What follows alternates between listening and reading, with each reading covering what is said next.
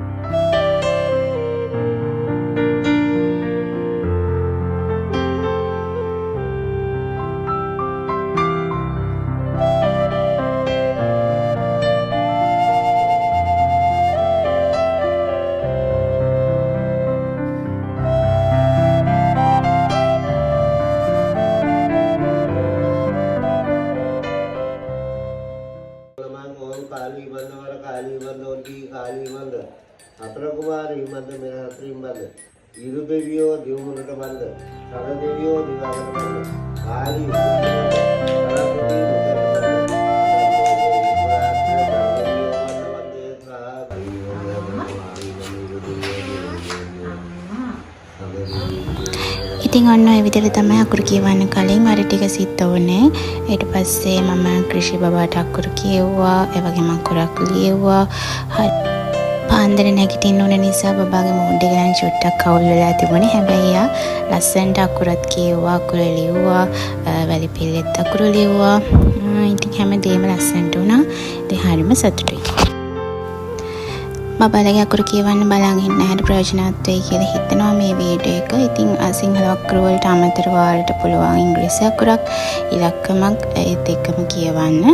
ඒ වගේම කතන්දරයක් කියලා දෙන්න පුළුවන්, කලර් කරන්න දෙන්න පුළුවන්. ඉතින් ක්‍රිෂී බබාටත් අපි අකුරු කියවුවට පස්සේ එයා කැමති දෙයක් කරන්න කියලා දුන්නා හැමදේම. ඉතින් එයා කලර් කරා, ක්ලේ වලින් ප්ලේ කරා. ඉතින් ගොඩක් දේවල් එයා ආසාවෙන් කරා. ඊට පස්සේ ඉතින් හරිම සතුටුයි දවස හරි විදියට ලස්සනට සාර්ථකව ඒ වැඩේ කරගන්න ලැබිච්ච එක ගැන. ඉතින් අපි හැමෝගෙම ආශිර්වාදයත් එක්ක අපි හැමෝගෙම ප්‍රාර්ථනා වුණෙත් ක්‍රිෂී බබාට හොඳට ඉගෙන ගන්න ලැබෙන්න කියලා. ගණ දෙවියන්ගේ සරස්වති දෙවියන්ගේ බැල්ම ආරක්ෂාව ලැබිලා එයාට හොඳට ඉගෙනගෙන හොඳ තැනකට එන්න ලැබෙන්න කියන එක තමයි අපි හැමෝගෙම ප්‍රාර්ථනාව සහ ආශිර්වාදය වුණේ.